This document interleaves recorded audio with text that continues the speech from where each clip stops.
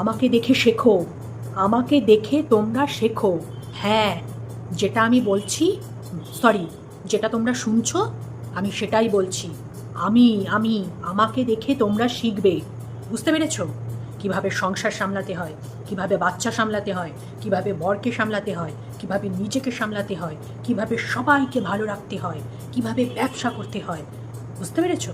এই সমস্ত কিছু গুছিয়ে গাছিয়ে সুন্দর করে সংসার সামলে, ব্যবসা সামলে, ইউটিউব সামলে, নিজের কাজ সামলে, চারিদিক সামলে কিভাবে সুন্দর করে গুছিয়ে সংসার করতে হয় সেটা আমার থেকে শিখবে তোমরা। ভিডিওতে আসো তো দেখতে, ভিডিও দেখতে আসো তো। এসে কি শেখো? আমার থেকে কি শেখো বলো? বলো, তোমাদের কাছে কোশ্চেন রইল এটা। কি শেখো আমার ভিডিও দেখে? এইগুলো শিখতে পারো না? খালি কত বছর আগে কী সব আমি নোংরামো করেছি, খালি এইগুলো শিখবা তোমরা না? ভালো জিনিস শিখতে পারো না? পারো তো শিখতে ভালো জিনিস। সেগুলো চোখে দেখো না? না, এত পরিশ্রম করছি আমি, এত পরিশ্রম করছি, এত কষ্ট করছি, দুনিয়ায় আর কেউ করে না, কেউ করে না আমার মতন কষ্ট পরিশ্রম। ব্যবসা সামলায় না, সংসার সামলায় না, আমি একমাত্র একমাত্র যে প্রথম প্রথম প্রথম, বুঝতে পেরেছো? প্রথম এই সমস্ত কাজ করছি। আমাকে দেখে তো এগুলো শিখতে পারো তোমরা। ভালোটা শেখো না, কেন খারাপটা শেখো তোমরা? ভালোটা শেখো আমার কাছ থেকে, বুঝতে পেরেছো? এরপরে যখন ভিডিও দেখতে আসবে আমার, সব সময় আমার ভালো জিনিসটা দেখবে, আমার খারাপ জিনিসটা দেখবে না কিন্তু, ঠিক আছে? যদিও আমার সমস্ত কিছুই দুদিনের জন্য, ওই 3 দিনের দিন আবার আমি যেইকে সেই করি, ওটা আমার একটা স্বভাব, বুঝতে পেরেছো? ওটা আমার একটা ওই বদগুণ। কী করবো বলো তো? হ্যাঁ, কী করবো? এইটাই না আমি ঠিকঠাক করতে পারি না, এইটাই আমি ঠিকঠাক করতে পারি না। যাই হোক, এইটাও আস্তে আস্তে ঠিক হয়ে যাবে। কী জানি কবে ঠিক হবে, তার কোনো ঠিক নাই, কিন্তু যাই হোক আমি চেষ্টা করবো সেটা ঠিক করা, ঠিক আছে? তো কি বন্ধুরা, বুঝতে নিশ্চয়ই পেরে গেছো যে আমি কাকে নিয়ে বলতে এসেছি। তোমাদের মন্দু দিদি গো, সবার প্রিয় ড্যাশ ড্যাশ ফ্যামিলি মন্দু দিদি। তো চলো, মন্দু দিদি সংসার, ব্যবসা, ব্লগিং সমস্ত কিছু সামলিয়ে দেখো নিজের পরিবারকে সবাইকে কিন্তু খুশি রাখার চেষ্টা করে, ঠিক আছে? এখানে সবাইকে খুশি রাখার চেষ্টা বলতে কাকে বোঝাতে চেয়েছো? বন্ধু, কাকে বোঝাতে চেয়েছো? পরিবারের কেচ্ছা আবার বাইরে আনছো, তাই না? পরিবারের কেচ্ছা আবার তোমার ছোটদি ভাইকে দিয়ে আবার বাইরে আনাচ্ছ। আমরা আবার পরিবারের কেচ্ছা একটু একটু করে জানতে পারছি, তাই না? তো সেইটা কি বলতে চেয়েছো, না কি বলতে চেয়েছো তুমিই জানো। যে সবাইকে ভালো রাখার চেষ্টা করি, নিজের পরিবারকে বলতে চেয়েছো না আশপাশের পরিবারের কথাও বলতে চেয়েছো, সে তুমিই জানো কি বলতে চেয়েছো। তো যাই হোক, চলো ভিডিওতে ঢুকে পড়ি। রে বাবা, একদিন রান্না করছে, একদিন ভালো মন্দ রান্না করছে সারাদিন ধইরা, তারপরে 3 দিন রান্না বন্ধ। উফ, কি মজা বলো?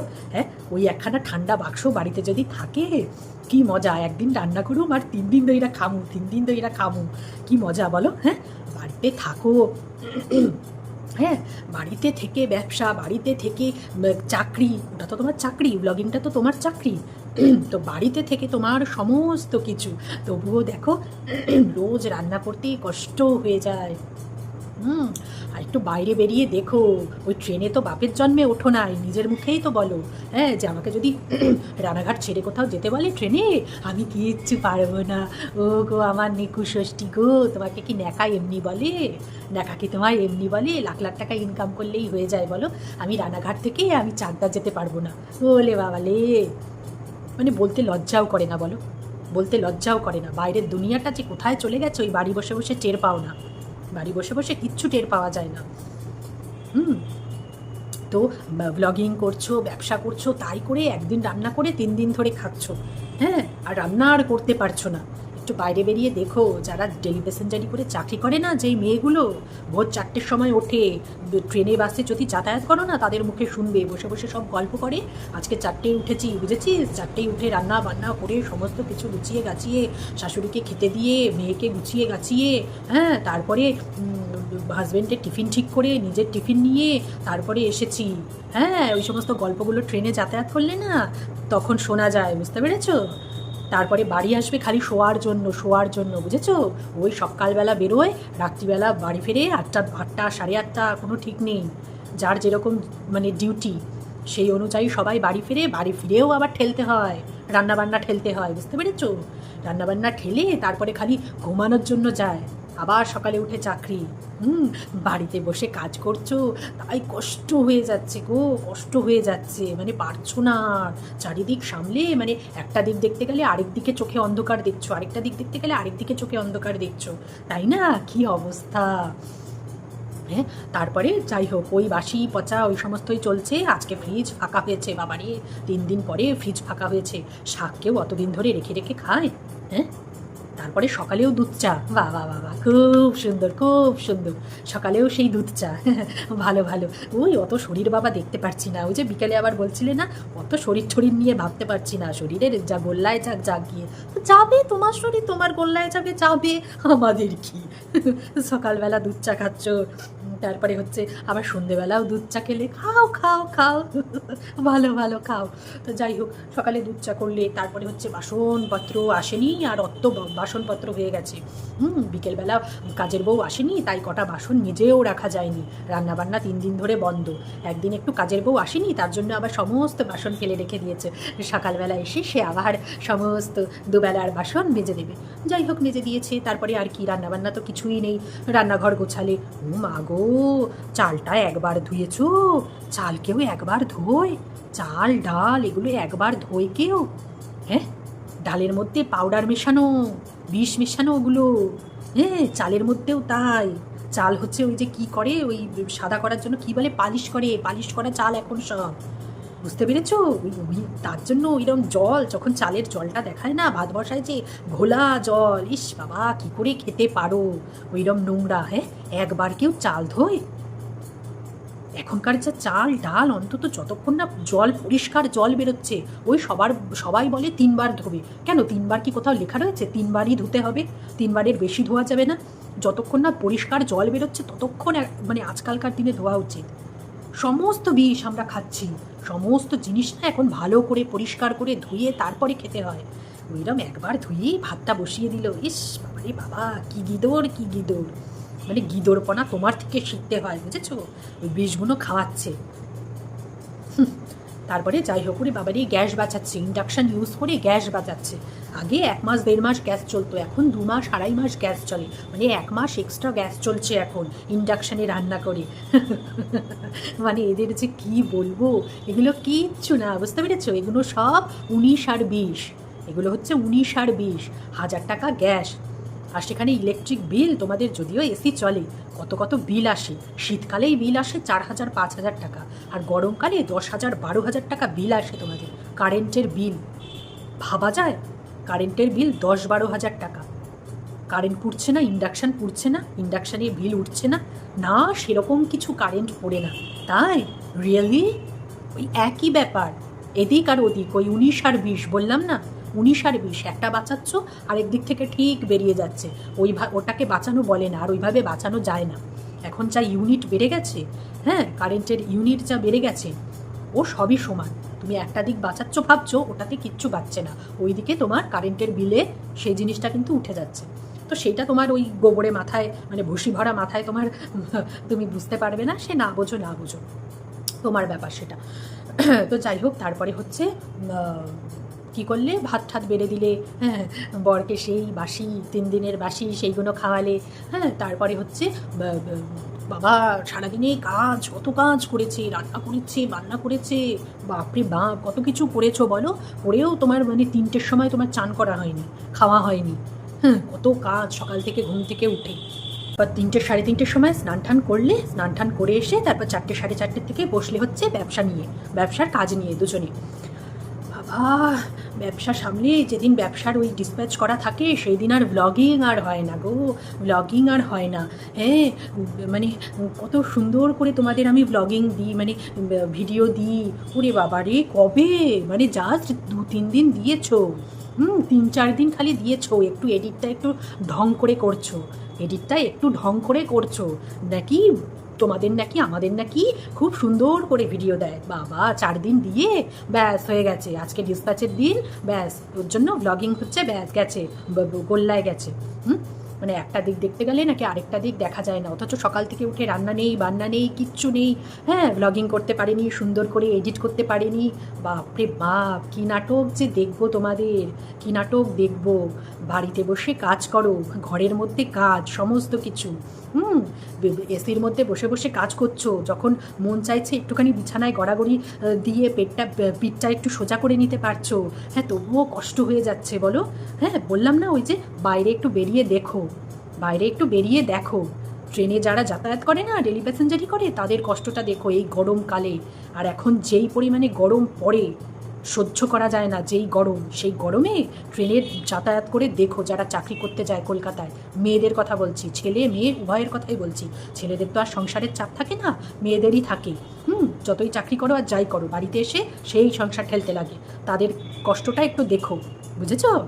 সেইখানে নিজের কষ্ট হয়ে যাচ্ছে, বলে না যে ওই যে নদীর এপার কহে ছাড়িয়া নিঃশ্বাস, ওপারেতে সর্বসুখ আমার বিশ্বাস, তাই না? মনে করো সবাই মানে এমনি এমনি রোজগার করে ফেলছে, কেউ আর কষ্ট করছে না, না, তোমরাই শুধু কষ্ট করে যাচ্ছ। বাড়িতে বসে ব্যবসা, বাড়িতে বসে ব্লগিং, বাড়িতে বসে সমস্ত কিছু, বাড়িতে বসে সমস্ত কিছু, এসির হাওয়ায়, ফ্যানের হাওয়ায়, হ্যাঁ, চিল্ড ঘরে, ইচ্ছা হলে শুয়ে নিতে পারছি, 10 মিনিট রেস্ট নিয়ে নিতে পারছি, তবুও কষ্ট হয়ে যায়। রান্নাবান্না একদিন করলাম, 3 দিন খাচ্ছি, তবুও কষ্ট হয়ে যায়।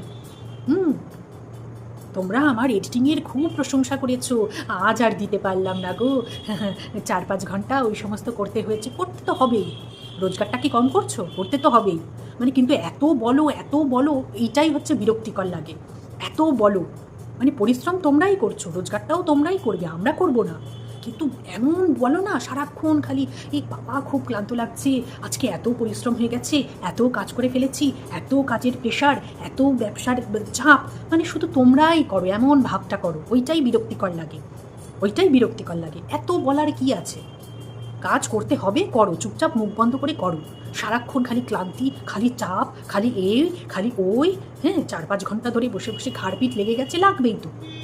যারা কম্পিউটারের সামনে ওরকম বসে থাকে না, তাদেরও দেখো এই শোল্ডারে সব মানে শিরদাঁড়া দিয়ে, ঘাড়ের দিয়ে তোমার সমস্ত কিছু ডাক্তার দেখাতে লাগে, বুঝেছো? ডাক্তার মানে ওষুধ খেতে লাগে, ওরকম কম্পিউটারের সামনে বসে বসে যারা কাজ করে।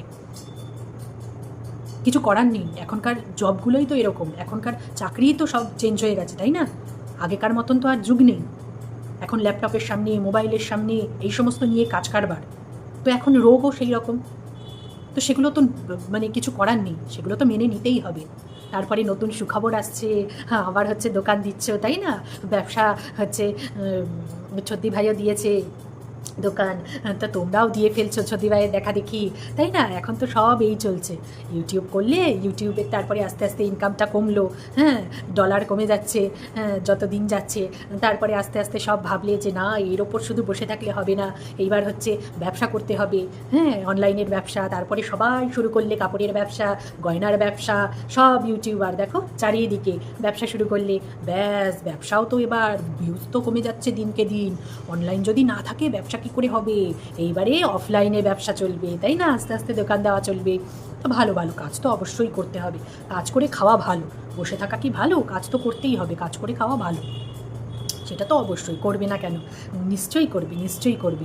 তার সুখবরটা যে কি তোমরা না দিলেও সবাই বুঝে গেছে, ঠিক আছে? তারপরে 4 ঘন্টা 5 ঘন্টা ওইভাবে বসে থেকেই কষ্ট হয়ে গেছে, তারপরে গেছো একটু চা খেতে, হ্যাঁ, ওই লিকার চায়ে ওই সমস্ত শক্তি পাওয়া যায় না, এনার্জি পাওয়া যায় না, তারপরে কি করলে, আবার দুধ চা করলে, হ্যাঁ, শরীর গোল্লায় যাক, নিজেই বলছো শরীর গোল্লায় যাক, অত শরীর নিয়ে ভাবলে হবে না, ঠিক আছে? আমার হচ্ছে আগে শক্তি চাই, দুধ চা খেয়ে শক্তি আনবো শরীরে, তারপরে অন্য কথা।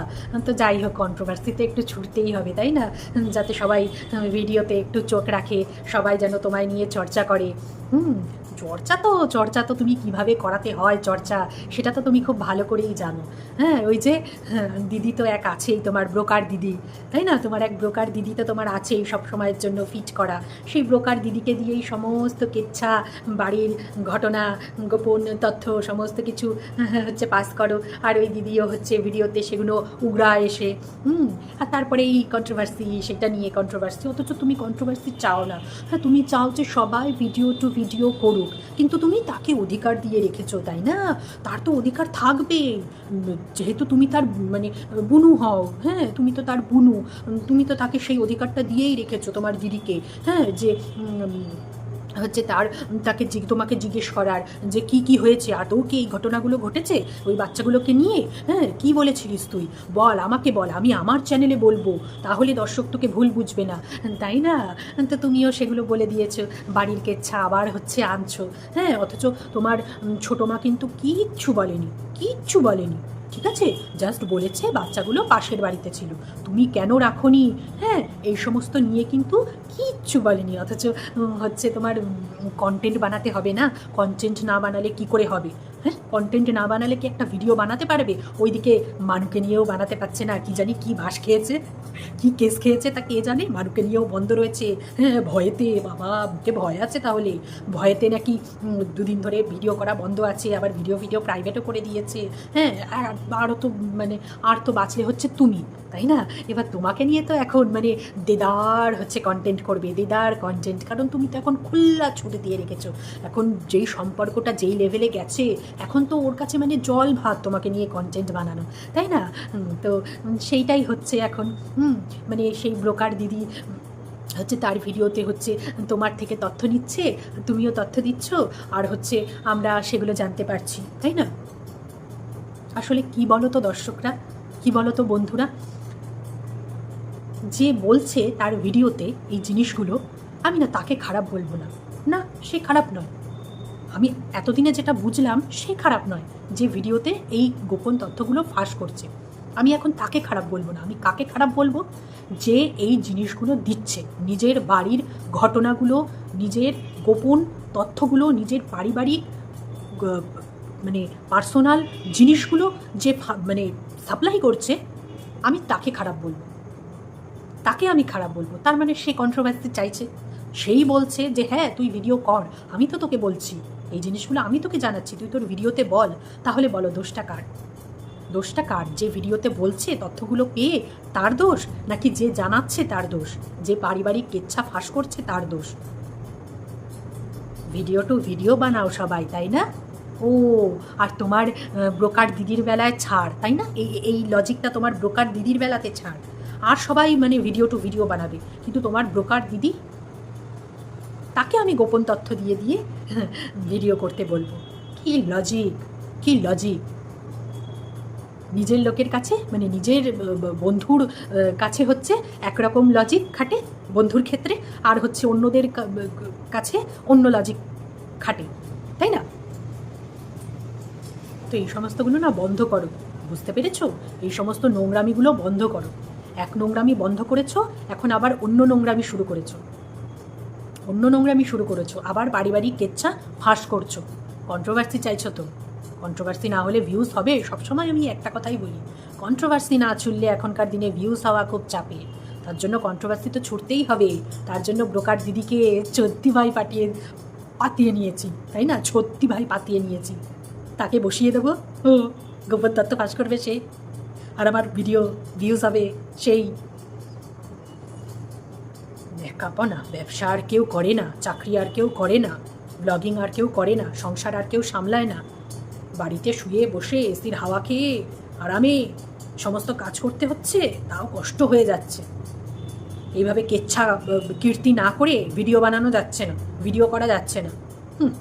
এরা আবার বলে ভিডিও টু ভিডিও বানাতে, লজ্জা করে না? লজ্জা করে না তোমাদের? তো চলো আবার সুন্দর ভিডিওর সুন্দর এডিটিং দিয়ে দেখো, সুন্দর এডিট করে আবার কবে ভিডিও ছাড়তে পারে, যেদিন ব্যবসার কাজ থাকবে না সেই দিন আবার সুন্দর করে এডিট করে তোমাদের কাছে পৌঁছে দেবে তোমাদের মন্দু দিদি, সুন্দর ভিডিও তোমাদের কাছে, তার জন্য অপেক্ষা করে থাকো, আরও কেচ্ছা শোনার জন্য অপেক্ষা করে থাকো। তো চলো আজকের মতন আমার বক্তব্য তাহলে আমি এখানেই শেষ করছি। কেমন লাগছে আমার ভিডিও তোমরা অবশ্যই জানাতে ভুলো না কিন্তু। আজকের মতন টাটা, বাই বাই।